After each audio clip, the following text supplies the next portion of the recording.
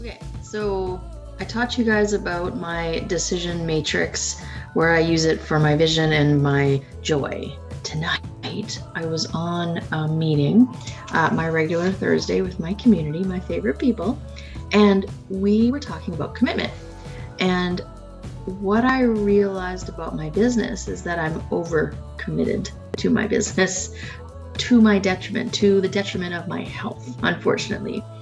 The last year and a half through COVID and through leaning in hard to creating my podcast, I really realized that I wasn't active anymore, and I've started to have some issues around that. So I might get into that another time, but for now you get the idea. So we were talking about that, and just through the conversation, and there was 4 of us in the room this evening, and as we were talking, I started thinking, like I can use my decision matrix to help me kind of figure out what things in regards to my health are actually quite high on my decision matrix.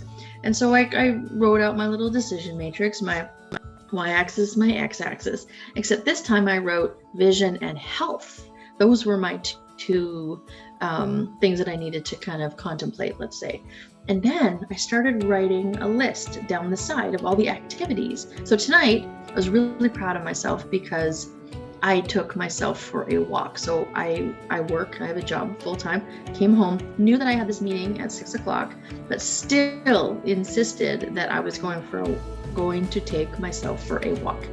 And I will tell you about that tomorrow because there is something really interesting about why I did that when I haven't in the past. So I will get back to that because it's a really cool story.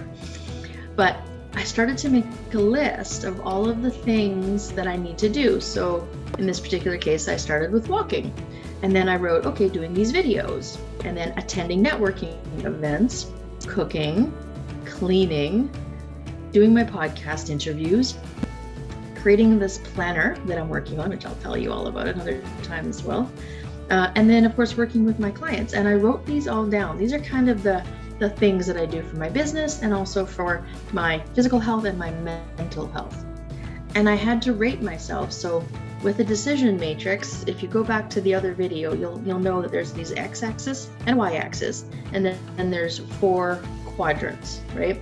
And the farther along this axis you get, that would put you in this quadrant, and the higher up on here puts you in this quadrant. And if it's both, you get the ding, ding, ding, the sweet spot over here where it's really high on this and really high on this.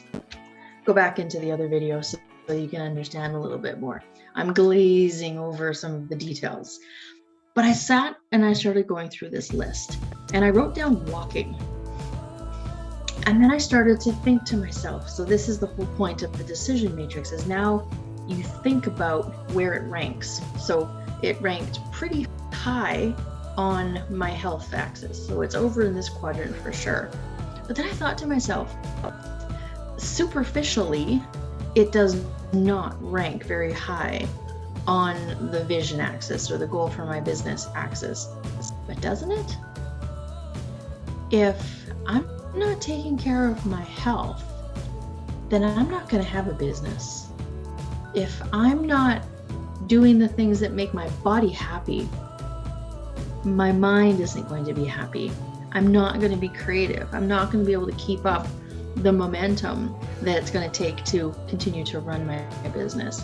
So on the surface, it didn't seem like it fit into the vision goal.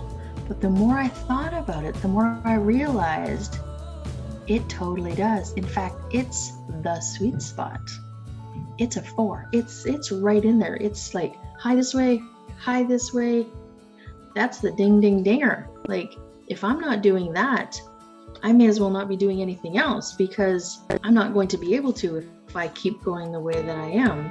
And walking is the easiest way to relieve stress, to get myself moving, to enjoy nature, there's so many things that are amazing about walking that I had really not thought about the fact that is actually my sweet spot.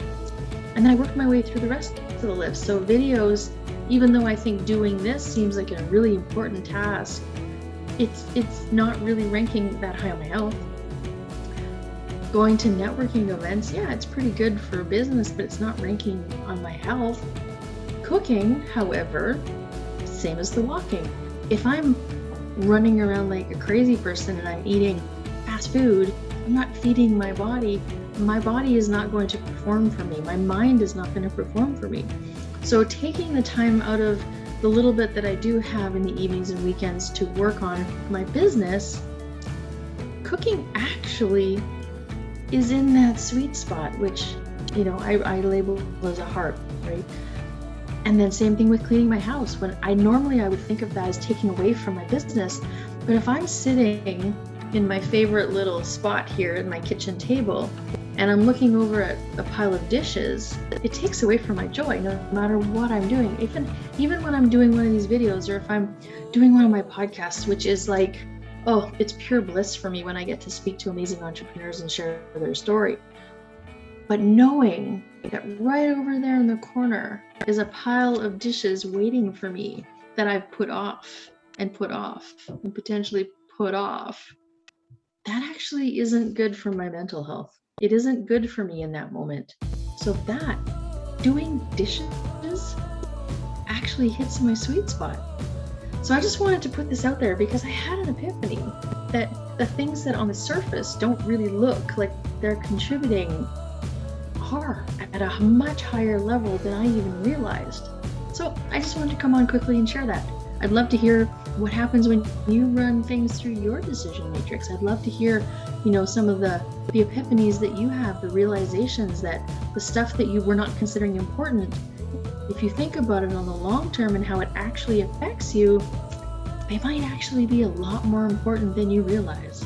So happy decision making.